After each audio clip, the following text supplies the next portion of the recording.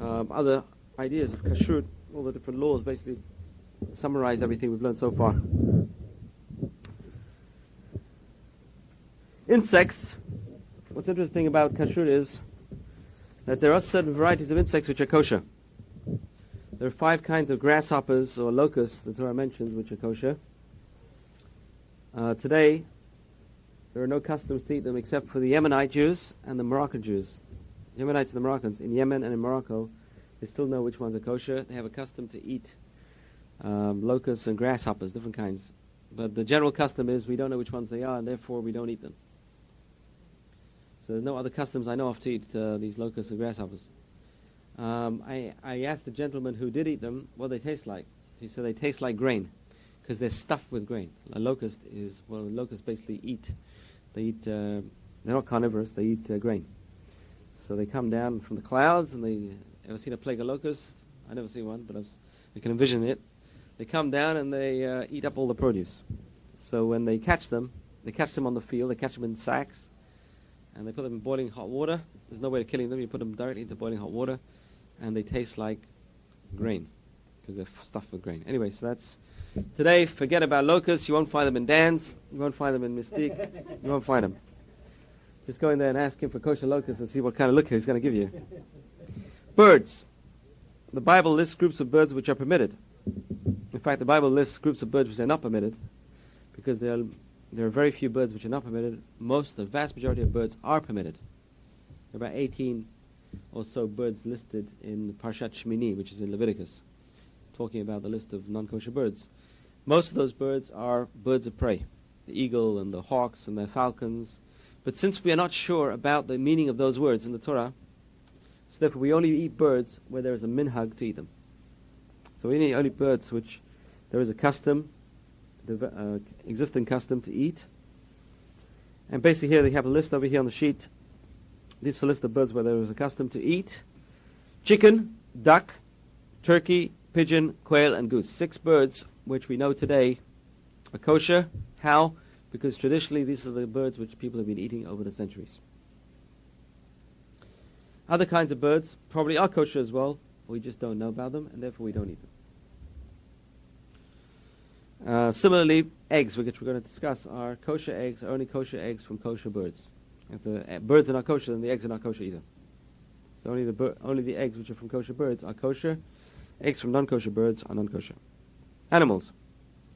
Kosher animals must exhibit these 2 signs. The Torah has mentioned explicitly. They must chew the cud, which is ruminate. What happens is they swallow, goes into the stomach, and it goes back up again, and they keep on chewing it, and it goes down again. And it must have cloven hooves as well. If the hooves are not cloven, like the horse, even though it does chew, it's not kosher. So it has to have both. And the Torah lists the camel chews, but it doesn't have cloven hooves. The hare and the rabbit, they both chew, but they don't have cloven hooves. The pig has cloven hooves, but it doesn't chew. So those are varieties of mentioned explicitly. The Torah says these are not kosher, because they only have one of these qualifications. Fish. We were talking about fish, I think it was last week. We talked about filet, buying filet. A person has to see that the fish has these 2 signs, fins and scales. If the fish has scales, you can assume it has fins, but not vice versa. So if you can still see the scales on the fish skin, you can assume that if that fish had fins as well, even though you can't see the fins, you can just see a portion of the fish. You can only buy a fish in the supermarket if you can see the scales. If you can't see the scales, it's filet already without skin, you cannot buy it unless it has a hasha. Yes? Yes. You can eat the fish. No, you can take the fish home and you have to wash it and scrape where they cut it from the knife. But a watermelon, we say you don't even have to bother. You can eat it straight away. There's a difference between fish and watermelon. Watermelon, they have a knife designated for watermelon. Fish, they have a knife for fish, but they also cut non-kosher fish. So maybe you cut non-kosher fish, then he's cutting your fish. So you can't be sure, so therefore you have to wash it off. After you cut it, you have to take it home and wash it before you do anything with that fish. Yes? You buy the whole fish and nothing is done. No problem. So you just take it, normally you wash it anyway, in case it was in the same tank. You don't know. You don't know where they put it before that, but nevertheless, you just wash it off and you're okay. Eggs, only eggs which are laid by kosher birds or kosher fish are allowed to be eaten. That's the problem with caviar. Right, so it depends on what the fish is. Sturgeon, by the way, there's a big debate between the conservative and orthodox regarding sturgeon. They do have scales, but they fall off apparently. Those scales don't last, they fall off. So conservative Jews consider them kosher, and most orthodox consider them non-kosher. So that's the big debate about sturgeon. So you got to find out where the caviar comes from. Which fish is the caviar? Caviar are the eggs of the fish. So you got to find out which fish does it come from. So caviar needs a hechsher. I'll just go and eat any caviar. Blood. All animal blood must be removed by soaking the meat or chicken for 1/2 hour. Washing it well, and covering it with a thin layer of medium-grain salt for at least 18 minutes, and then washing it again thoroughly. The Bible prohibits eating or drinking any animal blood. However, fish blood is permitted, as long as the prohibition of married eye, which means people will suspect you. You put blood into a cup and drink it, people are going to say, hey, what's he drinking? But fish blood is allowed. Nevertheless, you've got to put some scales over there to show that it's fish blood. But no one's going to, today, no one's going to drink fish blood, no problem. Blood spots and eggs. There's an argument amongst the authorities. The Shulchan Aruch, which is the Code of Jewish Law, says that if the blood spot is in the yolk, the whole egg is prohibited. The problem with the blood spot is blood shows that it's a new being, which is being created. It's like eating an animal, eating a living creature. So the blood in the egg shows that this egg is going to be fertilized, was fertilized, and something is growing in the egg. So therefore, if the blood is in the yolk, the Code of Jewish Law says the animal, the bird grows from the yolk. It's a sign that the bird is growing. But if the egg is in the white, then you can eat the egg. And the Ashkenazim say the other way around. The Ashkenazim say if the blood is in the white, it's a sign that the egg is growing. And if the blood is in the yolk, you can eat the egg. Today the minhag is, the custom is, nevertheless, that we throw the egg out. If there's any blood in the egg, we throw it out. However, in today's day and age, it depends on whether the egg is organic or not organic. If the egg is not organic, there are millions and millions of hens in the world which never see a male. Those hens will never have a baby. Those hens can have as many eggs as they want, but that egg is never fertilized, and therefore nothing's going to grow from it. So therefore, we see a blood spot in an egg today. You buy an egg from the supermarket, these cheap eggs, 99 cents a dozen. You guarantee they're not fertilized, and if you find a blood spot, what you do, you throw the blood away, and you can eat the egg. There's no problem today. Unless you buy organic eggs, free-ranging chickens, you see the sign, eggs from free-ranging chickens, then you've got to start worrying maybe there's a male on the farm, and therefore, if the egg has a blood spot, throw it away. Either way. White, yellow, yes. Yes, they're both permissible. There's no difference between bright and brown. The problem is if it has a blood spot inside. And today there's a mechanism, they have a certain kind of light. They put the egg on the light, and if it turns red, you can see from the inside. Then you look at the whole egg turns red. You can see on the light. The egg turns red, the sign has blood. The factories, they examine the eggs for blood. So I just read an article on egg processing. You can get buy today powders, egg powder. Today they don't buy eggs. The factories don't buy eggs, they buy powder. Or they buy liquid eggs. You can buy yellow, you can buy white, you can buy all different kinds. Low cholesterol eggs, all different kinds of processed eggs.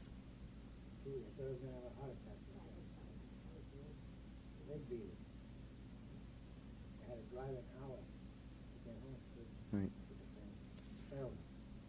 So you got to watch out.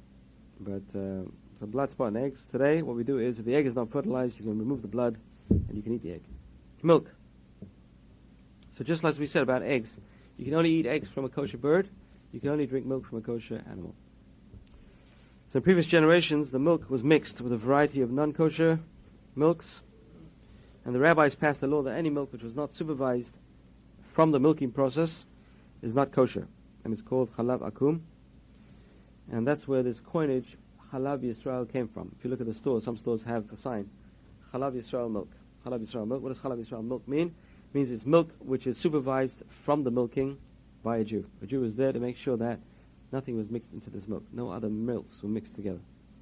Today, in America, the Rav Moshe Feinstein, you look at the sheet, says since there are stiff penalties involved for any manufacturer caught mixing milk, the government supervises that the milk is unmixed. Milk is unadulterated. We can buy milk from any source. That's Rav Moshe Feinstein. Today in America you can buy milk which is not Chalav Yisrael. Mix it with. I'm coming to that. Very good. I'm coming to that. What I mean by unmixed milk is mixed with other kinds of milk from non-kosher animals. So today there's no such thing as milk which is mixed in from other animals. In the Middle East, they used to mix in camel milk or pig's milk or whatever other kinds of milk they used to mix in. But today in America, you won't find that. If you do, then the guy's going to be caught. He's going to be fined and lose his license probably. Water? Buying water? They mix it with water. The water's kosher. Usually they put water in it. Cheap milks. You buy cheap milk. In third world countries, their trick is to... Why mix it with other kinds of milk? That's also expensive. Mix it with water. No one's going to know. It's like 2% milk. Instead of you mix the real milk with water, you get 2% milk. That's the third world recipe for milk. So again, if the water's kosher, no problem. But the problem is over there, if they can mix it with water, they can mix it with anything. So that's the problem. There's no supervision. So then you do need more supervision. Wherever there's less supervision, you need more supervision. So that's the problem with milk. And today the problem is additives. As you mentioned, is the additives today, they add vitamins. If you buy A and D milk, they add vitamin A, vitamin D. And as we saw on Rabbi Luban was here, the vitamins themselves contain many different kinds of things. And some of them are animal derivatives. So the problem is the animal derivatives which go in the vitamins, and they put the vitamins in the milk. So that's why you need OUD milk. The OUD milk doesn't mean it's Chalav Yisrael, it's not. The OU rely on Rabbi Moshe Feinstein. They do not supervise the milk from the time of the milking. They rely on the farmer. They supervise the milk from the time of the processing of the milk. Make sure that the factory where they process the milk, where they pasteurize it, where they add the vitamins, everything is kosher. So what the nutrients if the vitamin comes from meat? Right. It's an animal derivative. The animal derivative is non-kosher, not just it's meat, but it's non-kosher. If it's meat and it's less than 1 in 60, but you have derivatives which are problematic. There's some with derivatives which are problematic. So some people are strict to get OUD milk. And it's good to have OUD milk. This way you can check all the additives are kosher. And lastly is Ever Min Achai, which is a limb from a living animal. Even though that animal is kosher, it's not allowed to be eaten. This is also applicable to non-Jews, as it is one of the 7 Noachai laws. Yes. A limb. In those days, they never had refrigeration. You had a big cow, and only one person at home. No refrigerator. What do you do? I don't kill the whole cow. The whole meat's going to go stale. Yeah, chicken okay, but it wasn't so common. But in those days, guy had a cow. What do you do? Is chop off the one leg, next day the other leg, the other. Okay, let's not go into details. But the Torah says explicitly not to do this, and this law is a universal law. It's a universal law of kashrut. This is one of the universal laws of kashrut, which apply to everyone, not just Jews, but non-Jews as well. Today it's very uncommon to find. Maybe there is such a thing. Where do people eat living creatures? Living fish, or living. People eat living. Living, alive. And they put them straight into their mouth. That's disgusting. Okay, that's Bal Tishakatsu. The Torah says also, Bal Tishakatsu, don't make yourself as disgusting. There's a mitzvah not to make oneself disgusting. So even though it may be allowed, human flesh. Where does the Torah prohibit human flesh? It doesn't. The Torah just says, don't make yourself disgusting, and it's understood. That applies to human flesh. It's disgusting. All these things, eating insects and all this stuff, that's explicit in the Torah. That's 4 or 5 or 6 times worse than eating pork. There are 3 different kinds of insects. There are insects which crawl on the ground. There are insects which swim in the sea. And there are insects which fly in the air. So 3 kinds of insects. Each one is prohibited. One is prohibited 4 times, one is prohibited 5 times, one is prohibited 6 times. They're 4, 5, and 6 times worse than eating pork. Pork is prohibited once. It's only mentioned once in the Torah. Eating insects is mentioned 4 times, 5 times, 6 times. Depending which kind of insect it is. Yeah, you had a question.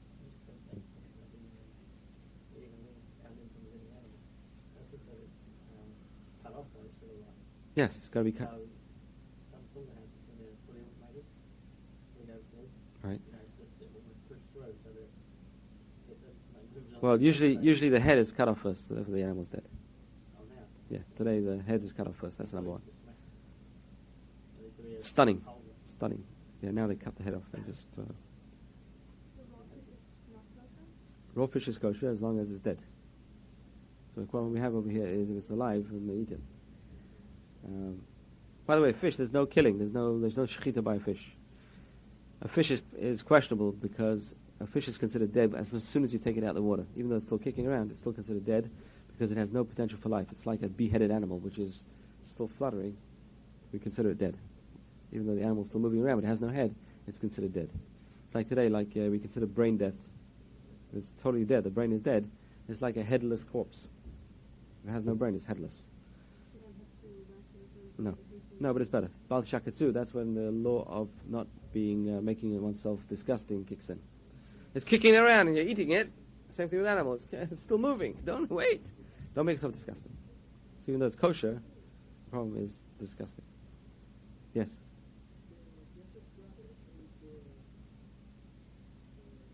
That's what he said. That's what he said. He came back with tails. The Torah says he came back with a bad report about his brothers.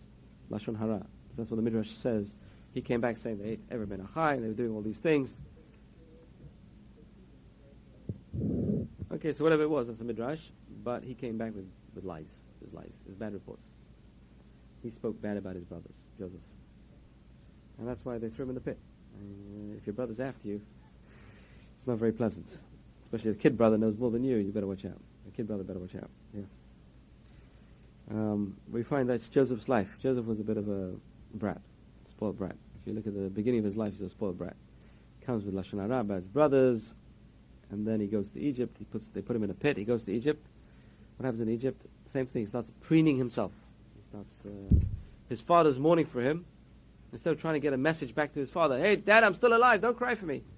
He doesn't care. He's doing well now. In the house of Potiphar, it says he became the master of the house. He forgot all his troubles. He ended up in another pit. Again, Potiphar throws him in a pit. Until he learns his lesson. When he comes out the second time, he's a different character. I believe in God. I believe in God. Everything is God, God, God, God. Before that, you don't find that. You're thrown in the pit twice before he came out. A nice guy. He's a very tough guy. Some people need to learn a lesson the hard way before they start refining themselves.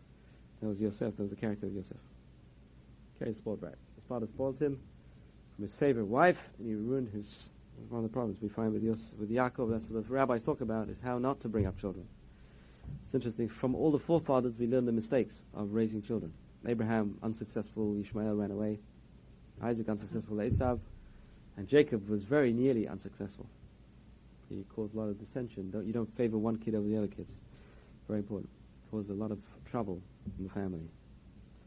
So we learn from that. That's what the Torah is there. The Torah is there to teach us lessons. We learn all these lessons of raising children as well. Okay? So let's go to the topic of today is the laws of milk and meat. Let's quickly go through it. The Torah says 3 times, do not cook a calf in its mother's milk. Actually, it says a kid goat. It doesn't say a calf. It says a gedi. A gedi is a kid goat. So change that in the book, in the writing. The rabbis in the Talmud explain that this is repeated 3 times. Why does it say don't cook a kid in its mother's milk 3 times? The Torah does not waste words. It doesn't mince words. It doesn't waste any words. Milk and meat may not be cooked together. That's number 1. Number 2, to tell us, if cooked together, they may not be eaten. And number 3, it also tells us if cooked together, you cannot have any benefit from it at all. You cannot even feed it to your dog. You cannot give it to your neighbor. You can't have any benefit. You have to throw it down the drain. You cannot give it to your pussycat. Nothing. No. Because you're having benefit. The pussy, you can't give it to anyone. Nothing. You throw it away. The cat is kosher anyway. You don't eat only Empire chicken. Cheese whiskers? Yes. So that's good. Pounds, so that's not kosher. Yeah.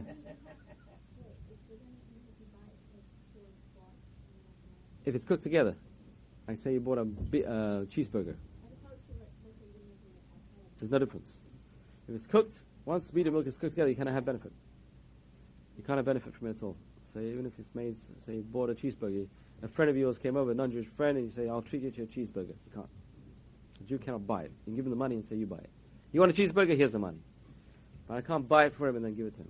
I can't have any benefit from it at all. Okay, so that's the 3 things we learn out. You can't cook it together. If they cook together, you cannot eat it together. If they cook together, you cannot have benefit from it. But, biblically, from the Torah, you can eat meat and milk separately together. If they weren't cooked together. Anything which is not cooked together is allowed from the Torah. The Torah just says you cannot cook it. If it wasn't cooked together, you can eat it on the same plate. You can have a steak, you can have cheese on the same plate, eat it together according to the Torah law. The rabbis came along and they said, no way, we're not going to let you do this. If we allow you to do this, you may come to cook it together. And therefore we're going to make a fence around the Torah. And therefore you eat meat, you better wait 6 hours. You eat milk, wash your mouth, wash your hands, and then you can eat meat. The rabbis made this law trying to stop us from transgressing a Torah law. So from biblical law, these prohibitions only apply to milk from a kosher animal and meat from a kosher domesticated animal. So this only applies to kosher domesticated animals from the Torah. In other words, if a person buys venison, you can cook venison with milk from Torah law. Venison is a wild animal. Deer is a wild animal. The Torah says a gedi, which is a domesticated goat. So Torah law, this prohibition applies to domesticated animals. From rabbinical law, the rabbis came along, they said no. This applies also to chicken. This also applies to deer. You cannot cook any meat and milk together. And they also said you cannot eat it together, even cold. You cannot do anything with it together. There's no prohibition of cooking fish and milk together. However, again, the rabbis came along, they said, do not mix fish and meat. Fish and milk is a big debate, by the way. Why? For health reasons. The rabbis in the time of the Talmud says, mixing fish and meat is not good for your health. So therefore they said, you cannot eat meat and fish on the same plate. Even one after the other. You shouldn't eat it with the same plate, same knife and fork. You should wash everything and then have fish and meat together. For health reasons, today, I don't think, you ask the doctors today, they'll tell you there's nothing to it. No problem at all. Similarly, there's a debate about fish and milk. Can you have bagels, lox, and cream cheese? So some rabbis say yes, some rabbis say no. This is not mentioned in the Talmud. Basically, my impression is it's a mistake which crept into the books. The Code of Jewish Law brings down, there's a book called the Beit Yosef, and over there he talks about not mixing fish and meat. And then one of the additions it has over there, don't mix fish and milk. Instead of fish and meat, the scribe who was copying it put over there fish and meat milk. And from there came there's an error in the law. There's a custom not to eat fish and milk. It's not an Ashkenazi custom. Ashkenazim, don't worry. Ashkenazim have bagels and lox and cream cheese, no problem. The Sephardim more are strict on this because an error crept into the works of the Code of Jewish Law. Like all the other kashrut laws, the Bible does not give any reasons for the laws of milk and meat, and we are left to rationalize as best we can. So maybe because meat comes from a dead creature and milk comes from a living, the Torah is concerned not to mix the living and the dead. We don't know. Milk is life and meat is death. Therefore, you don't want to mix life and death together. Or maybe the Torah is concerned about a farmer who has a goat, and he wants to kill the goat's calf, the kid, and cook it in its mother's milk. It's not humane. Just cooking the goat and then cooking its mother's milk, it just doesn't, it's not very nice. So maybe, who knows? The Torah does say, however, that these laws further holiness. These laws are laws of holiness. What does it mean, laws of holiness? What does it mean, a law of holiness? And the answer is, a law of holiness is teaching us self-control and discipline. Self-control and discipline leads us to holiness. If a person does whatever they want to do, it leads to very immoral and usually very unholy actions.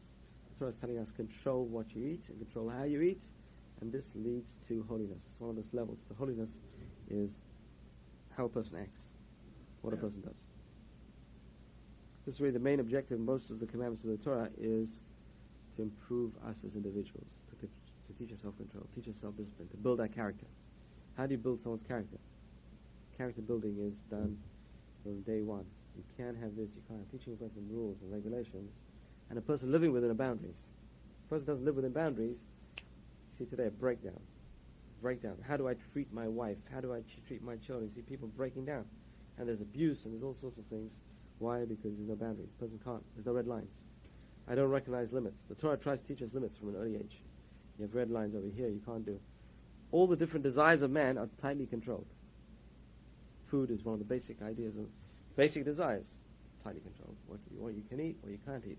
When can you eat the meat? When can you eat the milk? Come on, give me a break. No, control. I want to teach you control in very basic things. So that's the basic idea of kashrut, the whole idea of kashrut. We're going to talk about it more in depth next week. The idea of kashrut really is part of the system of teaching us discipline to teach us how to become holy. Without discipline, the basic building block of holiness is discipline. If there's no discipline, you cannot be holy. First step is discipline, yes. says here that when giving meat and milk for 6 hours is fine. Yeah. Not three. No, not 3. Sfaradim are very strict. Sfaradim are usually very strict on... No, it's not a Sephardi custom. 3 for certain other customs. The German custom was between 1 and 3. German custom, the Dutch custom was, I think, 1 hour. So different opinions. Let's discuss that a bit. The Talmud says, how long do you wait between meat and milk? The Talmud says, Rabbi Hia says, I am vinegar, the son of wine. So what do you mean you have vinegar, the son of wine? In those days they made vinegar from wine. I'm vinegar, the son of wine. My father's like wine and I like vinegar. So he said, what do you mean? My father kept 24 hours between meat and milk. And I keep only from one meal to the next. He doesn't say how many hours. He just says from one meal to the next. And this became a big debate. The Code of Jewish Law, Shulchan Aruch, who the Sephardim follow, says 6 hours. One meal to the next. Average time, if you have breakfast at 7 and you have lunch at 1, and then you eat again dinner at 8, it's usually 6 hours. Or 7 o'clock. You eat dinner at 7 o'clock, it's 6 hours between a meal. So therefore he says 6 hours. That's where he learns it from the Talmud. The Talmud says between one meal to the next. He said the average time between one meal and the next is 6 hours. The Rambam says approximately 6 hours. Don't forget they never had clocks in those days. So there's no way a guy in those days could work out 6 hours. So he says approximately 6 hours, which means you don't have to be exact. You don't have to be, so you wait 6 hours, you go by a watch. If it's 5.5, you can already eat milk. That's according to the Rambam, and I'd follow that. In the reverse, it's different though, from milk to Yes, meat. yes, A person yes. can just wash their hands, Right, rinse their mouth, right. and they go Right. The only exception with that is we said hard cheese, which is aged hard cheese, which is 1 hour we said for every month of aging. But the reason for that is because meat is hard to digest. The juices stay in the stomach, and then they come back into the mouth. And the other reason is the Rambam says because of meat between the teeth. It sticks between the teeth, it's very hard to clean. In those days they never had floss, and therefore they got stuck with the meat between the teeth, so it took 6 hours for the meat to dissolve between the teeth. We don't want you to eat meat and milk in the same mouth. What's fortunate for us is the rabbis didn't tell us your teeth become treif. Thank God. Now what's interesting is the logic they used. Why do your teeth not become treif? Any ideas? He said because the teeth are made of substance like glass, which doesn't absorb. So we know that today. Otherwise your teeth will turn black in no time. It has some sort of substance on top, very similar to glass. It's a kind of ceramic which does not absorb, and therefore, thank God for that, we don't have to kosher your teeth before Pesach, especially. People's teeth used to be worse than English people's teeth, though. So they seem more off. Yeah, because it depends what person ate. The enamel wears off. So, but in those days, they had good teeth. They used to eat good food. Where did sugar come from? When Columbus came to America, before that, can you imagine no sugar? They never thought of having sugar. Molasses. There was no sugar, no molasses, no nothing. Honey. Anything you had was honey. Sugar beets, but they probably never used it. They probably never used it in those days. They only used it in the Second World War when they ran out of sugar. They couldn't get sugar. That's when they started making sugar beets.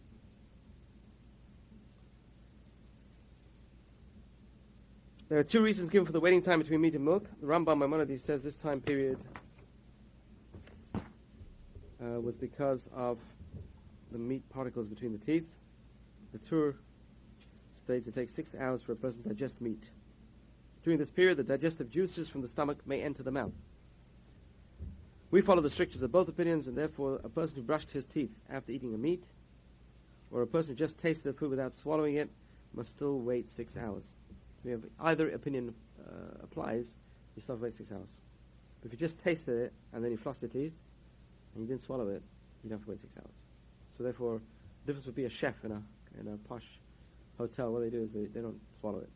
They just taste it. They swish it around their mouth, and they spit it out. They don't actually swallow it. If they don't swallow it, all he has to do is floss his teeth. If he didn't chew, no problem. Just brush his teeth, gargle, and he's okay. Doesn't have to wait 6 hours. Yes? Doesn't matter how much you eat. You got to eat something. Something's got to go down. So that's the 6 hours rule. We said there's different opinions. Other opinions, has to go down. So if you floss your teeth and it didn't go down, you don't have to wait 6 hours. Because you have 2 reasons. One is So you can get a flavour. the flavor doesn't matter. That means you can taste food. You can taste it. You can taste food. You can taste it and spit it out. Thing, yeah, you're preparing food. That's what he said about a chef. I made a mistake with that. I prepared stew, and I said, I taste it more now. Did you swallow it? Did you swallow it? Yeah, I did actually. Did you swallow it? A little bit, yeah. That's it. That's it. Over. It's, Game's over. That's it. So the trick is not to swallow it. So chef's got to remember not to swallow it. Same thing applies to women on fast days. There's certain fast days in the year where they're allowed to cook. Small, the minor fast, which are half-day fasts, they're allowed to cook, and they can taste the food but spit it out. As long as they don't swallow it, it's no problem. It's still considered fasting. Except for Yom Kippur, obviously you're not allowed to do that. And Tisha B'Av, which is the other day, which is a full day, 25-hour fast, not allowed to taste the food. Okay, so we said there's another custom, that is the Tosfot. Tosfot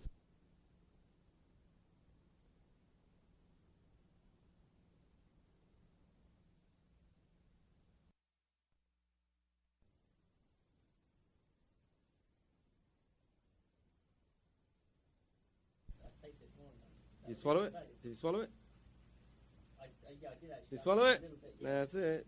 That's it. Over. It's, Game's over. That's it. So the trick is not to swallow it. So chef's got to remember not to swallow it. Same thing applies to women on fast days. There's certain fast days in the year where they're allowed to cook. Small, the minor fast, which are half-day fasts, they're allowed to cook, and they can taste the food but spit it out. As long as they don't swallow it, it's no problem. It's still considered fasting. Except for Yom Kippur, obviously you're not allowed to do that. And Tisha B'Av, which is the other day, which is the full day, 25-hour fast, not allowed to taste the food. Okay, so we said there's another custom, that is the Tosfot. Tosfot says, from one meal to the next means, you eat the food, you make Birkat HaMazon, you say grace after meals, and then you can eat another meal straight after. It's considered from one meal to the next. There's no time limit. One meal to the next means you have a new meal, a new course, a new clear the table, you say grace after meals, and you bring another food, that's considered a new meal. Or you go somewhere else, as long as you say grace, it's considered a new meal. So according to the Tosfot, be fine. So there are opinions. Ashkenazim do have this rule, 1 hour. The lowest opinion is 1 hour. So you say grace, you have 1 hour, then you can go and have your ice cream. So that's a big debate. Depends on the person's custom. Persons should keep their custom. The Spanish, it depends where they were. In Amsterdam, they kept 3 hours. In Germany, they kept 1 hour. So it depends where the people were. I keep 6 hours, approximately. Okay, so now what happens if milk falls into meat and vice versa? Let's see. If it is allowed to place meat and milk on the same table, the same worktop, or the same shelf, unless they are placed on an area from which food is directly eaten. So there's a table over here. I'm eating from the table. I cannot place right in front of me meat and milk, just in case I'll forget, and I will start tasting from both foods. Or I'm sitting at the table, my wife is sitting at the same table, and she's eating milk and I'm eating meat. We're not allowed to sit at the same table, unless it's a very long table and I cannot reach over. So if I'm sitting at the one end of the table, she's at the other end, we can't reach over, there's no problem. Or if there's something in between us to remind us that you shouldn't stretch your hand over, something which is not normally placed on the table, then you're allowed to eat on the same table. Or if you have separate placemats. I'm eating on my placemat, she's eating on her placemat, it's considered a different table. As long as there's something there to remind us not to take from each other's food. Yes? I know what happens when you have a baby like a bottle. Is it a custom just don't put the bottle on the table? Yes, that's the reason. The reason is you shouldn't put milk and meat on the same table where you're eating from. So you still feed the baby even though you're Yes, no problem. You can feed the baby. Because, I mean, the baby's bottle is slightly different. You're not going to reach over and say, hey, can I take a swig of your bottle, please? You're not going to. But if the baby is drinking from a cup, that might be a bigger problem. That's a bigger problem. What about these sippy? It depends on you. If you know you're not going to reach over and swig from a cup, it's usually unlikely. But if you have a real cup and the baby's drinking from it, that's a problem. The real cup is not going to get the baby. Yeah, maybe when you start teaching them. That's for the sippy cup. No, but sometimes take off there to teach them how to drink properly. That's problematic. That's the next stage after the sippy cup. The next stage is you give them a real cup and you start holding it for them. Make sure they don't spill it all over. So I'm eating meat and I'm feeding the baby milk now. Shouldn't do that. All right, so that's when you better get yourself for arms. Yeah, if they're eating with you. If they're drinking with you. Okay, so now the famous case. This is where people start thinking that the Jews are crazy or paranoid. Some milk falls into a meaty soup, which is hot, and the milk product dissolves into the soup. If the ratio of milk to meat exceeds 1:60, the whole soup becomes non-kosher and must be poured down the sink, as we said before, or discarded. You cannot even give it to a non-Jew, you cannot give it to your dog, you can't give it to anyone. Why? As milk and meat together, it is forbidden to have benefit from it at all, completely. The pot also needs to be koshered, because you cook meat and milk in the same pot. You have to kosher the pot by boiling, putting in a boiling hot pot of water, or boiling water in the pot. First of all, you keep the pot for 24 hours without use. So that anything which is absorbed in the pot loses its flavor. Make sure it's clean, thoroughly cleaned, and then you put it into another boiling pot of water, or you boil water in it and let the water overflow. This way you kosher the pot. So, the pot needs to be kosher. If a piece of meat falls into a boiling pot of milk, the meat... No, mikveh only happens once. That's when you buy it. Mikveh does not make the pot kosher or non-kosher. As soon as you buy it, if you didn't, as soon as you buy the pot, you got to put it in the mikveh. If you didn't, so as soon as you kosher the pot, you put it in the mikveh. Only once in the lifetime of the pot does it have to go in the mikveh. Even if the pot becomes non-kosher again, you kosher again, you don't have to put it back in the mikveh again. The mikveh is like a baptism of bringing something into a Jewish possession. So once it's in your Jewish possession, you just put it in the mikveh once, and that's it. It's yours forever. That's it. It's kosher. That's it. Now, this 1:60 rule is interesting. Because Sephardim have a different rule. We don't go by 1:60 usually. We just get the whole idea of 1:60 is that the flavor of the milk will be annulled 1:60. A little drop of milk falls in the soup. When do we say the flavor of the milk is annulled? Because the Torah forbids things with taste. Torah does not forbid things without taste. Let me give you an example. In those days, and this really is a big debate today about gelatin. This really is a tremendous debate. It's Sephardim and Ashkenazim about gelatin. It's one of the areas where Sephardim are much more lenient than Ashkenazim. Sephardim goes strictly by flavor. If something has taste, and it's a forbidden taste, it's forbidden. If something loses its taste for some reason, it's processed and it loses its taste, Sephardim say it's nothing. It's not food anymore. Let me give you an example. In the time of the Talmud, they never had gelatin. What did they have? They had leather belts. You ever seen a kid bite his watch strap? I've seen kids bite their watch strap. They want to chew something. They'll pick anything. Some kids chew their pens. Some kids chew their watch straps. Some kids chew their belts. In those days, they never had chewing gum to chew various items. So the Kosher Jewish law discusses, what about chewing a leather belt? So he says a leather belt is like wood. It's lost all its flavor. It's not, even though it's made from a non-kosher animal, a Jew would be allowed to chew it. Why? It's not considered meat anymore. It's not considered non-kosher. It has no flavor. So we see from there a very general principle. That is, if an article has lost its flavor, it's not considered non-kosher anymore. And therefore, you would be allowed to eat it. And this has a massive applications in terms of gelatin. Can a Jew use gelatin? It's a big debate with Sephardim and Ashkenazim. Sephardim are much more lenient, and therefore if you go to Israel, you'll find a Wrigley's gum with a hechsher of the chief rabbinate of Israel. If you go to America, there's no hechsher on Wrigley's gum. The same Wrigley's is here. They import it, and they put the sticker on it, and say it's kosher. Why is that? Because the Sephardim allow Wrigley's gum because the gelatin is processed and it has no flavor, and they add kosher flavors. The mint they add is kosher flavor. So therefore,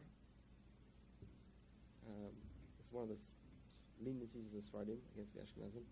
That is that if it loses its flavor, it's allowed, even if there's no 1:60. So say I get a non-Jew to taste the soup. Meat soup and milk fell in. And I know there's no 1:60. I get my non-Jewish neighbor, come in, have some soup. By the way, can you taste anything funny about it? He says, no, what do you mean? What does it taste like? Oh, it tastes perfect. It tastes like chicken. Taste anything strange? No? Okay, good, thank you. That soup is kosher. But according to Ashkenazim, they're strictly by 1:60. You don't go by flavor. 1:60 is the main thing. Yes? It's not kosher. Not kosher anywhere. Right. Don't be misled. If you go to Israel, you see the sticker, you got to remember who puts the stickers on. Also, it's always a big debate over here. If it's a Sephardic rabbi putting a sticker on, doesn't mean it's kosher for Ashkenazim. If it's an Ashkenazi rabbi putting a sticker on, doesn't mean it's kosher for Sephardim. We all have different customs. I can, yeah. I use spearmint. I'll eat spearmint. Wrigley's gum. Spearmint gum. I use spearmint. There's lots of different types. So the flavors we know. It depends. You've got to check out the flavor. Where they get the flavor from. So Wrigley's spearmint has been checked out, and the flavoring is kosher. The gum itself may be treif. The gum itself, you don't eat the gum though. The gum is just like a piece of wood. It has no flavor. They add a flavoring later. So that's the argument. That's funny because one argument is saying, you don't eat it, it's only the flavour. And the other side is saying the flavour is the most important in this argument. No, the flavor's kosher. The flavor in the gum is kosher. So therefore you go by the flavoring. You don't go by the actual material. Let me give you another example. Jello. Jello, the problem with Jello is gelatin. So today you have kosher gelatins for the kosher Jellos. So again, some rabbis will allow Jello because the gelatin is nothing anymore. It's like a piece of plastic. They process the bones or whatever it is. Really, it's bones made from bones of animals. Hooves and bones. Can you imagine eating hooves and bones? They boil it and boil it and boil it till you get a jelly coming out. That's Jello. Imagine eating that stuff. God, that's scary. Kosher varieties, but non-kosher slaughtered. If it's kosher slaughtered, then it's kosher gelatin. It would be meaty. It would be kosher meaty gelatin. Today, most kosher gelatins are parv. They're made from seaweed, agar, other kinds of stuff, which is vegetable. Vegetable gelatin. That's kosher gelatin today. Kogel. Kogel is kosher gelatin, which is made from plants, not from animals. But technically you can make hooves and bones from kosher animals. They don't do it because otherwise it'll be meaty. Then. According to this analysis, it'll be meaty. If you say it's non-kosher, you can also make it meaty.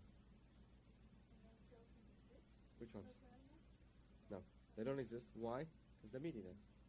And then you can only have that kind of jello after meat, not after both. It becomes very complicated. So today they use parv jellos. They use seaweed and other kinds of stuff to make it jello. Yeah. Yes. Most comes out. Anything which is chewy. Why would you go for vegetable gelatin, which is more expensive, when you have cheaper types of gelatin? Yes.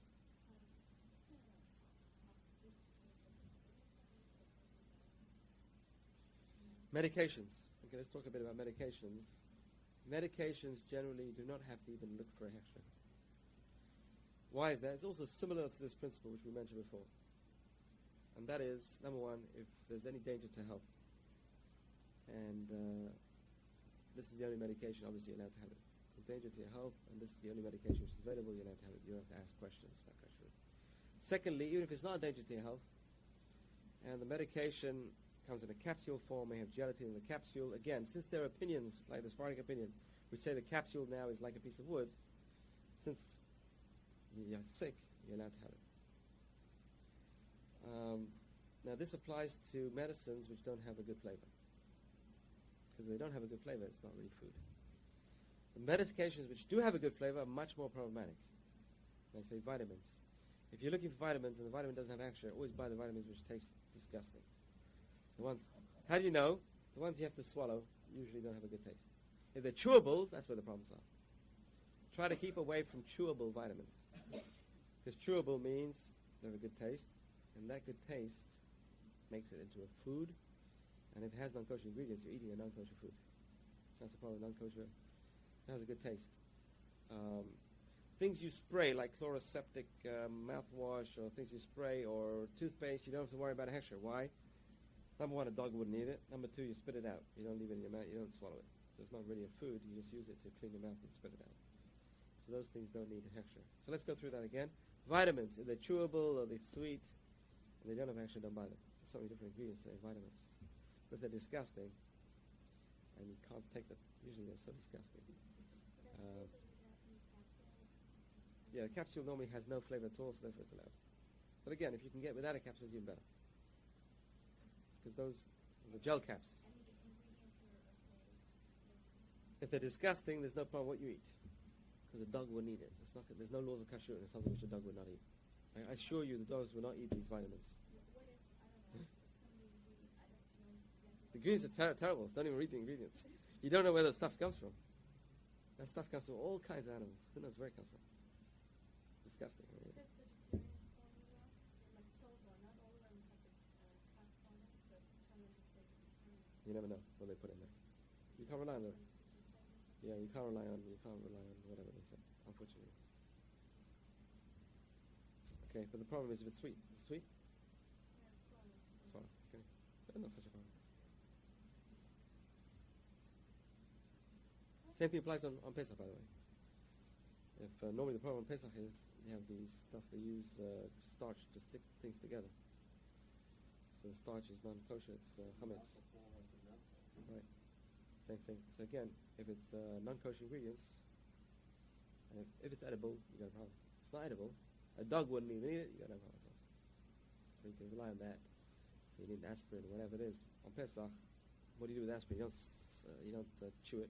If they're chewable, again, keep away from them. Anything which is edible, keep away from them. Okay, let's stop here. Read the sheets, take them home, spread them around. If you need any extras, got some extras over here. And get the word out.